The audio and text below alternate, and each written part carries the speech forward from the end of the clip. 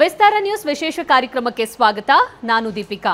Mister Natwarlal 1979ರಲ್ಲಿ ಒಂದು cinema ಬಂದಿತ್ತು, ಬಾಲಿವುಡ್ನಲ್ಲಿ ಕಮಾಲ್ ಮಾಡಿತ್ತು. ಆ ಸಿನಿಮಾ ನಿಮಗೆಲ್ಲ ನೆನಪಿರುತ್ತೆ. ಆದರೆ ಇದೀಗ ಸ್ಯಾಂಡಲ್ವುಡ್ನಲ್ಲಿ ಮತ್ತೊಂದು ಮಿಸ್ಟರ್ ನಟ್ವರ್ಲಾಲ್ ಹುಟ್ಕೊಂಡಿದೆ. ಸಿನಿಮಾ ರಿಲೀಸಿಗೂ ರೆಡಿ ಆಗಿದೆ. ಸದ್ಯಕ್ಕೆ ಚಿತ್ರತಂಡ ನಮ್ಮ ಜೊತೆಗಿದೆ. ಅವರನ್ನ ಕಾರ್ಯಕ್ರಮಕ್ಕೆ ವೆಲ್ಕಮ್ ಮಾಡೋಣ. ಮೊದಲಿಗೆ ಚಿತ್ರದ ನಿರ್ದೇಶಕರಾಗಿರುವಂತಹ ವಿ ಲವ ಅವರು ನಮ್ಮ ಜೊತೆಗಿದ್ದಾರೆ. Hi sir, welcome to the show. ನಮಸ್ತೆ ಮೇಡಮ್. ಅದೇ ರೀತಿ ಚಿತ್ರದ ನಾಯಕಿ ಸೊನಾಲ್ ಅವರು ಕೂಡ ನಮ್ಮ ಜೊತೆಗಿದ್ದಾರೆ. Hi Sonal, welcome to the show. Thank you. ಇನ್ನು ಚಿತ್ರದ ನಾಯಕ ತನುಷ್ ಶಿವಣ್ಣ ಅವರು ಕೂಡ ನಮ್ಮ ಜೊತೆಗಿದ್ದಾರೆ. Hi Tanush, welcome to the show. ನಮಸ್ತೆ. ಸೊ ನಟ್ವರ್ಲಾಲ್ ಅಂತ ಕೇಳಿದ ತಕ್ಷಣ ನೆನಪಾಗೋದು 1979ರಲ್ಲಿ ರಿಲೀಸ್ ಆಗಿರುವಂಥ ಅಮಿತಾಬ್ ಬಚ್ಚನ್ ಮತ್ತು ರೇಖಾ ಅವರ ಸಿನಿಮಾ. ಈ ನಟ್ವರ್ಲಾಲ್ ಏನು ಅಂತ ಯಾರು ಹೇಳ್ತೀರಾ? ನೀವು ಹೇಳ್ತೀರಾ? ಡೈರೆಕ್ಟ್ ಇಲ್ಲ ಅಲ್ವಾ? ಈ ಮಿಸ್ಟರ್ ನಟ್ವರ್ಲಾಲ್ ಇದೊಂದು crime thriller suspense movie with action pack ಇರೋಂಥ ಸಿನಿಮಾ. ಆ ನಟ್ವರ್ಲಾಲ್ಗೂ ಈ ನಟ್ವರ್ಲಾಲ್ಗೂ ಯಾವುದೇ ರೀತಿಯಾದಂಥ ಸಂಬಂಧ ಇಲ್ಲ. ಸೊ ಇಲ್ಲೊಬ್ಬ ಮಿಸ್ಟರ್ ನಟ್ವರ್ಲಾಲ್ ಅನ್ನೋ ಒಬ್ಬ ವ್ಯಕ್ತಿ 70ಸ್ನಲ್ಲಿ ಒಬ್ಬ ಜೀವಿತವಾಗಿರ್ತಾನೆ.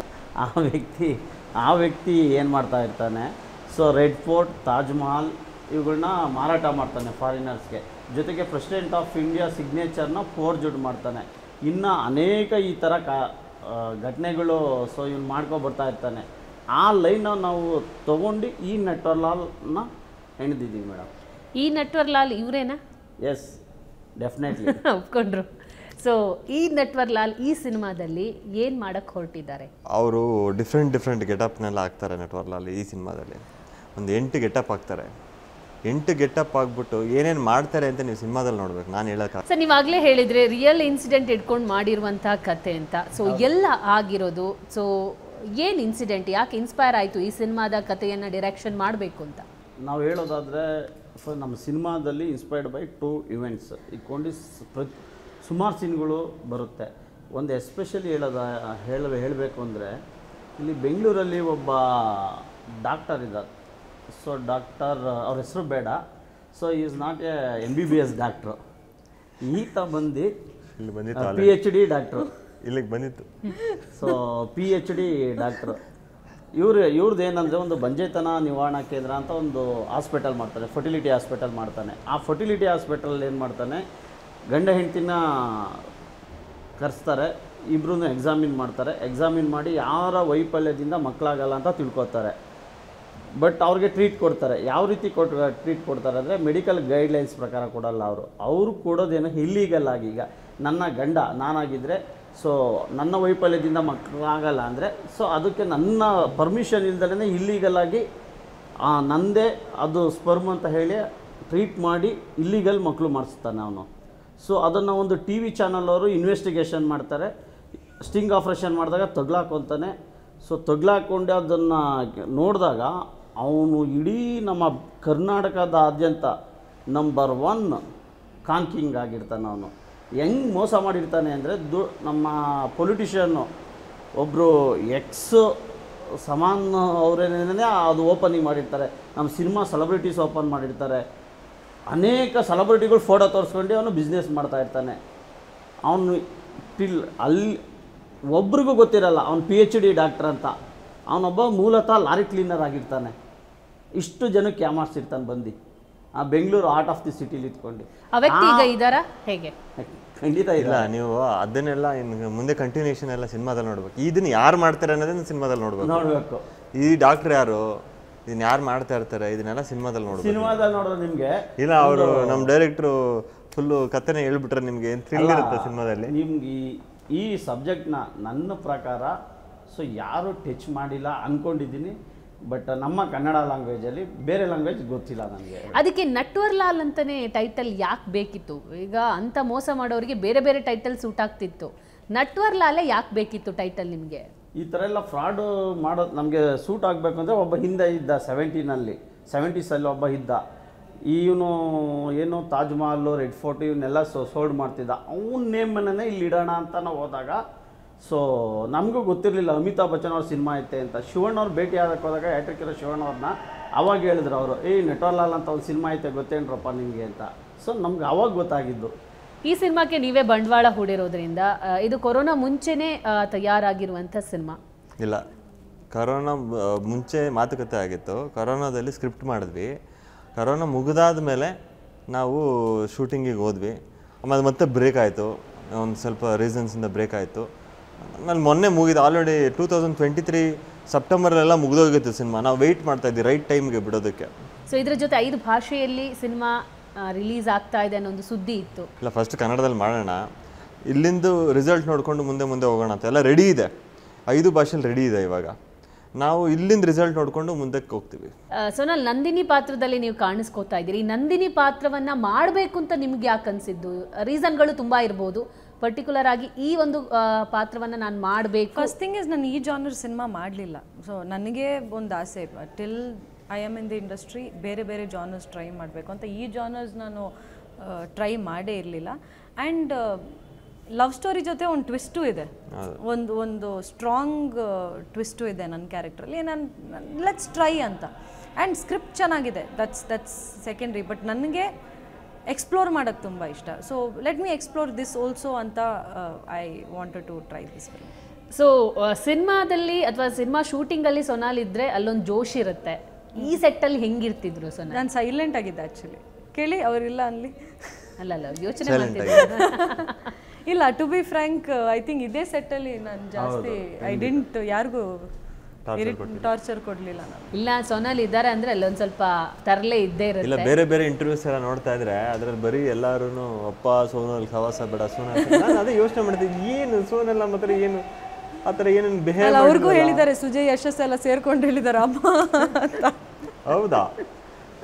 ಎಲ್ರಿಗೂ ಹೇಳಿದ್ದಾರೆ ಅವರು. ಅದಕ್ಕೆ ಕೇಳೋಣ, ಹಿಂಗೆ ತನುಷ್ ಹೆಂಗಿದ್ರು ಅವರು ಸೆಟ್ಟಲ್ಲಿ? ಸೈಲೆಂಟು, ಯಾವಾಗ ಹೇಳ್ತಾರೋ ಅವಾಗ ಬರೋರು, ಕೂತ್ಕೊಳ್ಳೋರು. ಏನು ಸೀನ್ ಇದೆಯಾ ಮೇಡಮ್ ಸೈಲೆಂಟ್ ಅಂದರೆ, ನಾವು ಜೋರಾಗಿ ಯಾವಾಗ ಎಲ್ಲ ಕ್ಯಾಮ್ರಾಮೆನ್ನು ನಾವೆಲ್ಲ ಯಾವಾಗಲೂ ಕೂಗಾಡ್ಕೊಂಡು ಕಿಚ್ಚಾಡ್ಕೊಂಡು ಕೆಲಸ ಮಾಡ್ತಿದ್ವಿ. ಟೆನ್ಷನಲ್ಲಿ ಅಲ್ಲಿ ತಂಡ್ರೋ ಇಲ್ಲಿ ತಂಡ್ರೋ ನಮ್ಮ ಡೈರೆಕ್ಷನ್ ಅವರು ಇವ್ರು ಯಾಕೋ ಪಕ್ಕ ಸೈಕ್ಗಳು ಮಾತಾಡೋದು ಬೇಡ ಅಂತ ಹೋಗ್ತಿರೋ ಅವನಲ್ಲಿ ಕುತ್ಕೊಂಡವ್ರು. Maybe one reason, maybe ನೋಡ್ತಾ ಇದ್ರೆ ನಾವು ಬಗ್ಗೆ ಇವ್ರ ಸವಸ ಬೇಡ ಅಂತ ಎಲ್ಲಿ ಮೇಲೆ ಬಿದ್ಬಿಡ್ತಾರೋ ಇವರು, ಗಲಾಟೆ ಮಾಡ್ಬಿಡ್ತಾರೋ ಅಂತ ಹತ್ರಕ್ಕೆ ಬರಕ್ಕೆ ಎದ್ರುಕೊಳ್ಳೋರು. ಆ ಟೆನ್ಷನ್ ಅಲ್ಲಿ ಮತ್ತೆ ಅಲ್ಲ, ಅದೆಲ್ಲ ಇಲ್ಲ. ಐ ಶು ಜಸ್ಟ್ ಬಿ ಮೈ ಸೆಲ್ಫ್ ಅಷ್ಟೇ. ನಂಗೆ ಬೇಡ, let me be my self. ಹೋಗ್ತಿದ್ದೆ, ಶಾರ್ಟ್ ಅಷ್ಟು ನಾವು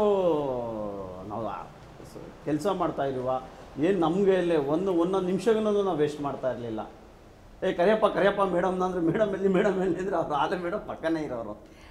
ಸೋನಲ್, ಈ ಒಂದು ಸಿನಿಮಾದಲ್ಲಿ ನೀವು ಪರ್ಟಿಕ್ಯುಲರ್ ನಿಮ್ಮ ಪ್ರತಿ ಸಿನಿಮಾದಲ್ಲಿ ಕಾಸ್ಟ್ಯೂಮ್ ಹೈಲೈಟ್ ಆಗುತ್ತೆ, ಸೊ ನಿಮ್ಮ ಲುಕ್ ಹೈಲೈಟ್ ಆಗುತ್ತೆ. ಈ ಸಿನಿಮಾದಲ್ಲಿ ಯಾವ ಥರ ಇರುತ್ತೆ ಅಂತ? ಲುಕ್ಕಲ್ಲಿ ಜಾಸ್ತಿ I think view not concentrated. ನನ್ನ ಪೋರ್ಷನಲ್ಲಿ ಲುಕ್ಕಿಗೆ ಅಷ್ಟು ಕಾನ್ಸಂಟ್ರೇಷನ್ ಮಾಡಲಿಲ್ಲ. ಸಾಂಗ್ಸಲ್ಲಿ ಮಾಡಿದ್ವಿ, ಒಂಥರ ಆಯ್ತದೆ ಸಾಂಗ್ಸಲ್ಲಿ ಲುಕ್ಗೆ ಕಾನ್ಸಂಟ್ರೇಟ್ ಮಾಡಿದ್ವಿ. But I think through out ನನ್ನ ಪಾತ್ರಕ್ಕೆ more than look or anything performance ಮೇಲೆ ಕಾನ್ಸಂಟ್ರೇಟ್ ಮಾಡಿರೋ ಸಿನಿಮಾ ಇದು. ಸೊ ನಿಮ್ಮ ಪಾತ್ರ ಕಾಲೇಜ್ ಹುಡುಗಿನ ಅಥವಾ ನರ್ಸ್, ಸೋಷಿಯಲ್ ವರ್ಕರ್? ಒಂದು ಕಡೆ ಮಾಫಿಯಾ, ಡ್ರಗ್ಸ್ ಮಾಫಿಯಾ ಇರುತ್ತೆ, ಮೆಡಿಕಲ್ ಮಾಫಿಯಾ ಇರುತ್ತೆ, ಇನ್ನೊಂದೆಡೆ ನರ್ಸ್. ಇಲ್ಲಿ ಲಿಂಕ್ ಆಯ್ತಾ ಹೆಂಗೆ ನೋಡಿ? ಒಂದು ಲೈನ್ ಹೇಳಿದೆ ಅಷ್ಟೇನೆ, ಇಂಥ ಎಲಿಮೆಂಟ್ಸ್ ನಮ್ಮ ಸಿನಿಮಾದಲ್ಲಿ ಇಷ್ಟಿದೆ. So it's interconnected. ಎಲ್ಲ ಕ್ಯಾರೆಕ್ಟರ್ಸು ಇವಾಗ ಸಿನಿಮಾದಲ್ಲಿ ಎಷ್ಟು ಆರ್ಟಿಸ್ಟ್ ಇದ್ದಾರೆ ಅಂತ ನನಗೆ ಗೊತ್ತಿರಲಿಲ್ಲ. ಬಿಕಾಸ್ ನನ್ನ ಪೋರ್ಷನ್ ಇದ್ದಿದ್ದು ತನುಷ್ ಜೊತೆ ಮಾತ್ರ. ಆದರೂ ಎಲ್ಲ ಕ್ಯಾರೆಕ್ಟರ್ಸ್ ಒಂದೊಂದು ಕ್ಯಾರೆಕ್ಟರ್ಗೆ ಇಂಟರ್ ಕನೆಕ್ಟ್. ಯಾಕೆ ಹೇಳ್ತಿದ್ದೀನಿ ಅಂದರೆ, ರಾಬರ್ಟ್ ಸಿನಿಮಾದಲ್ಲೂ ನರ್ಸ್ ಮಾಡಿದ್ರಿ, ಸೊ ಈ ಸಿನಿಮಾದಲ್ಲೂ ನರ್ಸ್ ಪಾತ್ರ, ಸೊ ಅಲ್ಲೆಲ್ಲ ಲಿಂಕ್ ಆಗುತ್ತಾ ಹೇಗೆ ಅಂತ? ಸ್ಕ್ರಿಪ್ಟ್ ಮಾಡಬೇಕಾದ್ರೆ ಫಸ್ಟ್ ನಂದಿನಿ ಅನ್ನೋದು ನರ್ಸಿಂಗ್ ಕಾಲೇಜ್ ಹುಡುಗಿ ಅಂತಲೇ. ಸೊ ನಾವು ಎಷ್ಟು ಇದು ಸ್ಕ್ರಿಪ್ಟ್ನ 4 years ಬ್ಯಾಕೆ ನಾನು ಮಾಡಿ ಇಟ್ಕೊಂಡಿದ್ದೆ. ಈ ಕರೋನಾದಲ್ಲಿ ಕರೆಕ್ಷನ್ ಮಾಡ್ದು. ಸೊ ಆಫ್ಟರ್ ಕರೋನಾ ಶೂಟ್ ಮಾಡಿದ್ದು. ಇದು 4ನೇ ಸಿನಿಮಾ ತನುಷ್ ಅವರಿಗೆ. ಮಡಮಕ್ಕಿ ಆದಮೇಲೆ ಮಾಡ್ತಾ ಇರುವಂತಹ ಒಂದು ಚಿತ್ರ. ಸೊ ಎಷ್ಟು ಹೋಪ್ ಇದೆ ಈ ಸಿನಿಮಾ ಆದಮೇಲೆ ನಿಮಗೆ? ಈ ಸ್ಟೋರಿ ಕೇಳಿದಾಗ ಫುಲ್ ಹೋಪ್ ಬಂದ್ಬಿಡ್ತು ನನಗೆ. ಸ್ಟೋರಿನ ಡೆವಲಪ್ ಮಾಡಿದ್ವಿ ಗೊತ್ತಾ, ಡೆವಲಪ್ ಮಾಡಿಬಿಟ್ಟು ಈ ಸ್ಟೇಜಿಗೆ ತಂದಿದ್ದೀವಲ್ಲ, ಇವಾಗ ನಾವು ನೋಡಿ ತುಂಬ ನನ್ನ ಫ್ರೆಂಡ್ಸ್ಗೆಲ್ಲ ತೋರಿಸಿ ಒಂದು ಕಾನ್ಫಿಡೆನ್ಸ್ ಬಿಲ್ಡ್ ಮಾಡ್ಕೊಂಡಿದ್ದೀವಿ ಈ ಟೀಮಲ್ಲಿ. ಹೆಂಗೆ ಬಂದಿದೆ ಸಿನಿಮಾ ಅಂತ ಔಟ್ಪುಟ್ ನಮ್ಗೆ ಗೊತ್ತಿದೆ ಇವಾಗ. ಅಂದರೆ ಆಡಿಯನ್ಸ್ ಹೆಂಗೆ ಸ್ವೀಕಾರ ಮಾಡ್ತಾರೆ ಅನ್ನೋದು ಒಂದು ರಫ್ ಐಡಿಯಾ ಇದೆ. ಅದು ಕಾನ್ಫಿಡೆನ್ಸು ನಮ್ಮ ಫುಲ್ ಟೀಮಲ್ಲಿ ಬಿಲ್ಡಪ್ ಆಗಿದೆ. So especially songs Vijay Prakash sir ಅವರ ಕಂಠದಲ್ಲಿ ಮೂಡಿ ಬಂದಿರುವಂಥ, ಸೊ ಒಂಥರ ಆಯ್ತದೆ ಹಾಡು, ಸಿಕ್ಕಾಪಟ್ಟೆ ಮೋಡಿ ಮಾಡ್ತಾ ಇದೆ, ಅವ್ರಿಗೆ ಅಚ್ಚೊಚ್ಚು ಇಷ್ಟ ಅಂತೆ. ಅವರು ಅಚ್ಚೊಚ್ಚು ಸಿಂಗ್ ಮಾಡಲಿ, ಅವ್ರು ಹಾಡ್ತಾರೆ, ನೀವು ಒಂಥರ ಹಾಡಿ. ಒಂಥರ ಆಯ್ತದೆ ಒಂಥರ ಆಯ್ತದೆ ಈ ಹುಡುಗಿ ನಕ್ಬಿಟ್ರೆ, ಒಂಥರ ಆಯ್ತದೆ ಇವಳ ಕೈ ಟಚ್ ಆದ್ರೆ ಜೀವ ಹೋದಂಗಾಯ್ತದೆ. ಅಷ್ಟೇ ಸಾಕು, ಅಲ್ಲೇ ಎಂಡ್ ಮಾಡ್ಬೇಕು. ಸೂಪರ್. ಹೌದಾ? ಅಲ್ಲಿ ಸೋನಾಲ್ ಚೆನ್ನಾಗಿ ಹಾಡ್ತಾರೆ. ಓಕೆ. ಅವರು ಸಕಲಕಲವಲ್ಲ. ತಾಯಿ ಎದೆ ಹಾಲು ಕುಡಿದಿರೋ ಎಲ್ಲ ಮಕ್ಕಳು ಹಸಿ ತುಟಿ ಒಣಗೋಕ್ಕಿಂತ ಮುಂಚೆನೆ ಆ ಎಲ್ಲ ಮಕ್ಕಳನ್ನ ಅನಾಥರನ್ನಾಗಿ ಮಾಡಿದ್ಯಾ. ನಾನು ಆ ಎಲ್ಲ ಮಕ್ಕಳ ವಾರಸ್ದಾರ. ನಟ್ವರ್ಲಾಲ್. ಸೊ ಈ ಹಾಡಿನ ಬಗ್ಗೆ ಫಸ್ಟ್ ಮಾತಾಡ್ತಾ ಹೋಗೋಣ. ಎಲ್ಲಿ ಶೂಟಿಂಗ್ ಆಯಿತು, ಹೆಂಗಿತ್ತು? ಯಾಕಂದರೆ ಕಾಸ್ಟ್ಯೂಮ್ ವೈಸ್ ಆಗಲಿ, ಲೊಕೇಶನ್ ವೈಸ್ ಆಗಲಿ ಪ್ರತಿಯೊಂದು ಕೂಡ ಹೈಲೈಟ್ ಆಗಿತ್ತು. ಸೊ ಹೆಂಗಿತ್ತು ಅಂತ ಹೇಳಿ. ಬೆಂಗಳೂರಲ್ಲೇ ಶೂಟ್ ಮಾಡಿದ್ವಿ ಸಾಂಗ್ಸ್ ಎಲ್ಲ. ಒಂದು ಸಾಂಗು ಸಕಲೇಶ್ಪುರ್ ಸೈಡಲ್ಲಿ. ಒಂಥರ ಆಯ್ತದೆಗೆ ತುಂಬ concentration was on look, set, costumes, ಅದಕ್ಕೆಲ್ಲ ತುಂಬ ಕಾನ್ಸಂಟ್ರೇಟ್ ಮಾಡಿದ್ರು. Because it's a very cute song. ಅಚ್ಚುಚ್ಚು ತುಂಬ ಮಾಂಟೇಜ್ ಸಾಂಗ್ ಅದು. ಸೊ ಐ ಥಿಂಕ್ ಧರ್ಮವಿಶ್ ಅವರು ಎಕ್ಸಲೆಂಟ್ ಮ್ಯೂಸಿಕ್ ಡೈರೆಕ್ಟರ್ ಅವರು.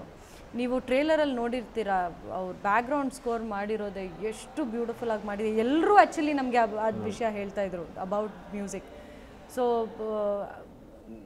Even through out the cinema ನಿಮ್ಗೆ ಎಲ್ರಿಗೂ ಬ್ಯಾಕ್ಗ್ರೌಂಡ್ ಸ್ಕೋರ್ ಅಂತೂ ಸಖತ್ ಇಷ್ಟ ಆಗುತ್ತೆ. ಅಂದರೆ ಕೂರಿಸುತ್ತೆ ಎಲ್ಲ ಸೀನ್ಸ್ಗಳಿಗೆ, ಮೇಕ್ ಯು ಸೆಟ್. ಹೌದು ಸರ್, ಈ ಸಾಂಗ್ ಸಿಚುವೇಶನ್ಸ್ ಎಲ್ಲಿ ಕ್ರಿಯೇಟ್ ಆಯಿತು? ಜೊತೆಗೆ ಈ ಹಾಡನ್ನು ಯಾಕೆ ಈ ಸಿನಿಮಾದಲ್ಲಿ ಮಾಡಬೇಕು ಅಂತ ಅನಿಸಿತ್ತು ನಿಮಗೆ? ಆ್ಯಕ್ಚುಲಿ ಈ ಸಾಂಗ್ಸ್ನ ನಮ್ಮ ಬಹುದೂರ್ ಚೇತನ್, ಈ ಜೇಮ್ಸ್ ಚೇತನ್ ಅಂತ ಕರೀತಾರೆ, ಅವ್ರು ಬರ್ತಿರೋದು. ಸೊ ಈ ಸಾಂಗ್ಸ್ ಒಂದು ಪ್ರೀ ಕ್ಲೈಮ್ಯಾಕ್ಸ್ ಸಿಚುವೇಶನಲ್ಲಿ ಬರುತ್ತೆ. ಸೊ ಎಲ್ಲ ಇನ್ವೆಸ್ಟಿಗೇಷನ್ ಹೋಗ್ತಾ ಇರುತ್ತೆ. ಸೊ ಒಂದು ಆಡಿಯನ್ಸ್ಗೆ ಮೈಂಡ್ ರಿಲೀಫ್ ಆಗಲಿ ಅಂತ ಈ ಸಾಂಗ್ಸ್ ಮಾಡಿದ್ದೀವಿ. ಸೊ ಮ್ಯೂಸಿಕ್ ಬಗ್ಗೆ ಹೇಳಿದರು, ಧರ್ಮವಿಶ್ ಅವರ ಮ್ಯೂಸಿಕ್ ಟಚ್ ತುಂಬಾ ಮೋಡಿ ಮಾಡ್ತಾ ಇದೆ. ಹಾಡು ಒಂದಿಷ್ಟು ಜನರ ಬಾಯಲ್ಲಿ ಗುಣಗಕ್ಕೆ ಶುರುವಾಗಿದೆ. ಸೊ ಇದೆಷ್ಟು ಪ್ಲಸ್ ಈ ಸಿನಿಮಾಕ್ಕೆ ಅಂತ? ಖಂಡಿತವಾಗ್ಲೂ ಯಾವುದೇ ಒಂದು ಸಿನಿಮಾಕ್ಕೆ ಆಡಿಯನ್ಸ್ ಬರಬೇಕು ಅಂದರೆ ಸಾಂಗ್ಸು ಅವ್ರಿಗೆ ರೀಚ್ ಆಗಬೇಕು. ಒಂಥರ ಆಗ್ತದೆ, ಒಂಥರ ಸ್ಲೋ ಪಾಯ್ಸನ್ ಥರ. ಕೇಳ್ತಾ ಒಂದು ಸಲ ಕೇಳಿದಾಗ ಏನಪ್ಪ ಹಿಂಗಿದೆ, 2 ಸಲ ಕೇಳಿದ್ರೆ ಓಕೆ ಅಂತಾರೆ, 3ನೇ ಸಲ ಕೇಳಿದ್ರೆ ಸೂಪರ್ ಆ ಥರ ಹೋಗುತ್ತೆ. ಸ್ಲೋ ಪಾಯ್ಸನ್ ಥರ ಕಿಕ್ ಕೊಡ್ತಾ ಇರುತ್ತದು. ಸೊ ಧರ್ಮವಿಶ್ ಒಳ್ಳೆ ಟ್ಯಾಲೆಂಟೆಡ್ ಮ್ಯೂಸಿಕ್ ಡೈರೆಕ್ಟ್ರು. ಅವರು ಬಾಲಿವುಡಲ್ಲೆಲ್ಲ ಮಾಡ್ಕೊಂಡ್ಬಂದಿದ್ದಾರೆ. ಬಟ್ ಬ್ಯುಸಿಯೆಸ್ಟ್ ಕೈಗೆ ಸಿಗಲ್ಲ ನಮ್ಮ ಹೀರೋಯಿನ್ ಅವ್ರ ಥರ. ಯಾಕೆ ಈ ಮಾತು ಹೇಳ್ತಿದ್ದೀನಿ ಅಂದರೆ, ಸೋನಾಲ್ ಆಕ್ಟ್ ಮಾಡಿದಂಥ ಪ್ರತಿ ಸಿನಿಮಾದಲ್ಲೂ ಸಾಂಗ್ ಹಿಟ್ ಪಂಚತಂತ್ರ ಆಗಿರ್ಬೋದು, ಬನಾರಸ್ ಆಗಿರ್ಬೋದು. ಈಗ ಈ ಹಾಡು ಕೂಡ ಮೋಡಿ ಮಾಡ್ತಾ ಇದೆ. ಎಷ್ಟು ಖುಷಿ ಆಗುತ್ತೆ, ಇದು ಆಗುತ್ತೆ ಅನ್ಸುತ್ತೆ. ಖಂಡಿತ ತುಂಬ ಖುಷಿ ಆಗ್ತದೆ. ಯಾಕೆಂದರೆ ಎಲ್ಲಿ ಹೋದ್ರೂ ಜಾಸ್ತಿ recognise me for my songs. ಇವಾಗ ನಾನು ಸೋನಲ್ ಮೊಂತೆರೋ ಯಾರಂತ ಗೊತ್ತಾಗಿರೋದೇ ಥ್ರೂ ಶೃಂಗಾರದ ದೊಂಗೆ. ಪಂಚತಂತ್ರ ರಿಲೀಸ್ ಆಗಿರೋದು ಆಮೇಲೆ, ಸಿನಿಮಾ ಆಮೇಲೆ ರಿಲೀಸ್ ಆಗಿದ್ದು. ಫಸ್ಟ್ ಸಾಂಗ್ ಅಪ್ರೋಚ್ ಮಾಡಿರೋದು. ಸೊ ಎಷ್ಟೋ ಸಿನಿಮಾಗಳು ನನಗೆ ಸಾಂಗ್ಸ್ ಇಂದಾನೇ ಅಪ್ರೋಚ್ ಮಾಡಿ. ಇದು ಹಂಗೆ ಅನ್ಸುತ್ತೆ. ಯಾಕಂದ್ರೆ ಸ್ಲೋ ಪಾಯ್ಸನ್ ಫಸ್ಟ್ ಕೇಳಿದಾಗ ಏನೋ ಇದೆ ಈ ಹಾಡಲ್ಲಿ ಅಂತ, ಮತ್ತೆ ಕೇಳಿದಾಗ ಇನ್ನಷ್ಟು ಕೇಳೋಣ ಅಂತ ಅನ್ಸುತ್ತೆ. ಸೊ ಅದೇ ಈ ಸಿನಿಮಾಗೆ ಪ್ಲಸ್ ಅನ್ಸುತ್ತೆ. ಸೊ ನಿಮ್ಮ ಡೈಲಾಗ್ಗಳು ಎಷ್ಟು ತೂಕ, ಅಂದ್ರೆ ಎಷ್ಟು ವೆಯ್ಟೇಜ್ ಇದೆ ಈ ಸಿನಿಮಾದಲ್ಲಿ? ಪರ್ಟಿಕ್ಯುಲರ್ ಡೈಲಾಗ್ಸ್ ಅಂತ ಏನಿಲ್ಲ, ಮಾಮೂಲಿ ಮಾತುಕತೆ. ಸೀನಿಗೆ ಏನು ಬೇಕೋ ಅದು ಅಷ್ಟೇ. ಹೀರೋಗೆ ಬಿಲ್ಡಪ್ಪು, ಎಕ್ಸ್ಟ್ರಾ ಬಿಲ್ಡಪ್ಪು, ಇಲ್ಲೆಲ್ಲ ಹೋಗ್ತಾ ಇದ್ದಾರೆ ಆ ಡೈಲಾಗ್ಸು ಆ ಥರ ಇಲ್ಲ. ಇವಾಗ ನಾವು ಕಾನ್ವರ್ಸೇಷನ್ ಮಾಡ್ತಾ ಇದೀವಲ್ಲ, ಈ ಥರ ಕಾನ್ವರ್ಸೇಷನ್ ಇರುತ್ತೆ ಅಷ್ಟೇ. ಸೀನಿಗೆ ಏನು ಬೇಕೋ ಅದಿದೆ.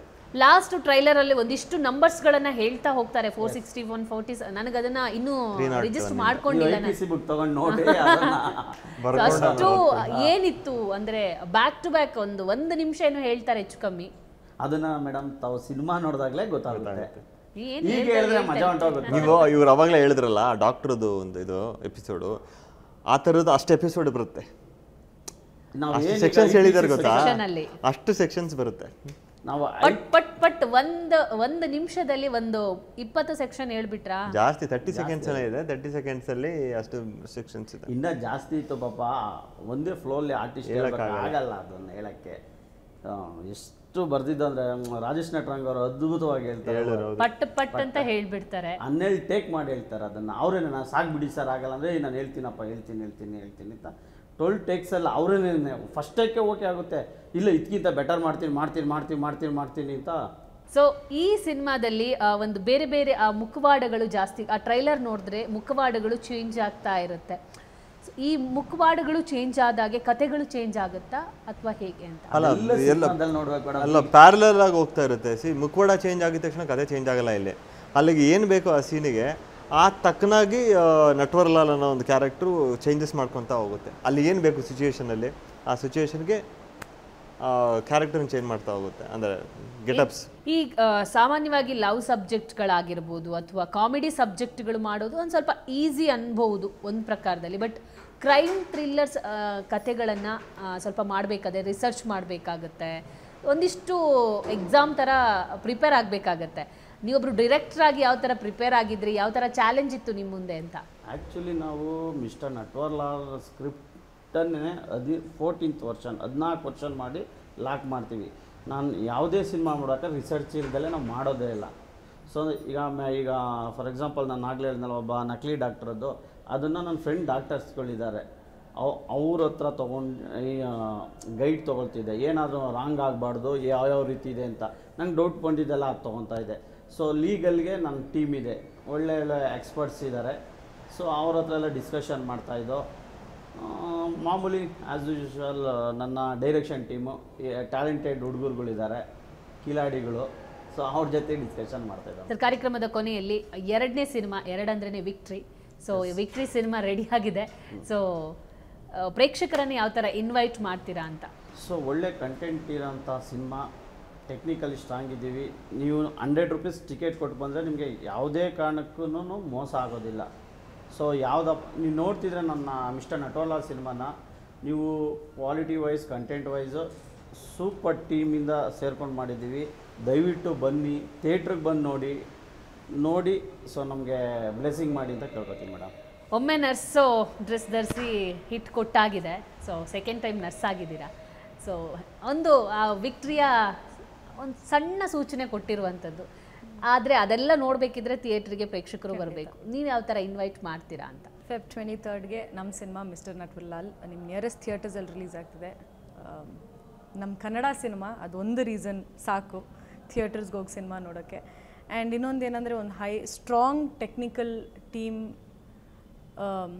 ಇದ್ದಿದ್ದು ಒಂದು ಸಿನಿಮಾ ಇದು. ಪ್ಲಸ್ ಎಲ್ಲ ಜಾನರ್ಸ್ ನೀವು OTTಯಲ್ಲಿ ಏನು ಬೇಕು, ಇವಾಗ ಹೈಯೆಸ್ಟ್ ಸರ್ಚ್ ನೋಡಿದರೆ OTTಯಲ್ಲಿ ಮಿಸ್ಟ್ರಿ, ಕ್ರೈಮ್, ಅದಕ್ಕೆಲ್ಲ ಜಾಸ್ತಿ ಅಂಥ ವೆಬ್ ಸೀರೀಸ್ನ, ಅಂಥ ಸಿನಿಮಾಗಳನ್ನ ಜಾಸ್ತಿ ಇಷ್ಟಪಡ್ತಿದ್ದಾರೆ. ಸೊ ಈ ಸಿನಿಮಾ ಎಲ್ಲ ಜಾನರ್ಸ್ನ ಸೇರಿ ಒಂದು ಪ್ಯಾಕೇಜ್ ಥರ ನಿಮ್ಮ ಮುಂದೆ ಬರ್ತಾ ಇದೆ. ಸೊ Feb 23 ವಿದೌಟ್ ಮಿಸ್ ನಿಮ್ಮ ನಿಯರೆಸ್ಟ್ ಥಿಯೇಟರ್ಸಲ್ಲಿ ಸಿನಿಮಾ ಹೋಗ್ಬೋದು.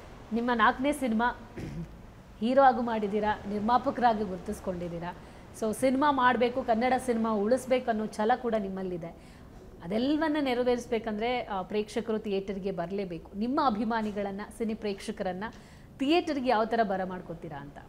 ಒಳ್ಳೆ ಸಿನಿಮಾ ಮಾಡಿದ್ದೀವಿ. ನೀವು 2 ಅವರ್ 15 ನಿಮಿಷ ಕೂತ್ಕೊಂಡು ಏನು ಸಿನಿಮಾ ನೋಡ್ತೀರಾ, ಆ 2 ಅವರ್ 15 ನಿಮಿಷನೂ ನಿಮಗೆ ಎಂಗೇಜಿಂಗಾಗಿ ಇಟ್ಕೊಳ್ಳುತ್ತೆ. ಸಿನಿಮಾ ಫುಲ್ಲು ನಿಮಗೆ ಪ್ಯಾಕ್ ಆಗಿರುತ್ತೆ. ಮತ್ತು ನಿಮ್ಗೆ ಒಳ್ಳೊಳ್ಳೆ ಇನ್ಫಾರ್ಮೇಷನ್ ಇದೆ ಸಿನಿಮಾದಲ್ಲಿ, ನಾಲೆಡ್ಜ್ ತುಂಬ ಇದೆ. ನಿಮ್ಗೆ ಆಲ್ರೆಡಿ ಗೊತ್ತಿರುತ್ತೆ ಎಷ್ಟೊಂದು ಕ್ರೈಮ್ಸ್ ಬಗ್ಗೆ, ಅದೆಲ್ಲ ಗೊತ್ತಿರುತ್ತೆ. ಆ ಸಿನಿಮಾ ನೋಡಿದಾಗ ಇದಿತ್ತಲ್ವಾ, ಇದೆಯಾ ಅಲ್ವಾ ಅಂತಾನು ನಿಮ್ಗೆ ಅನಿಸುತ್ತೆ.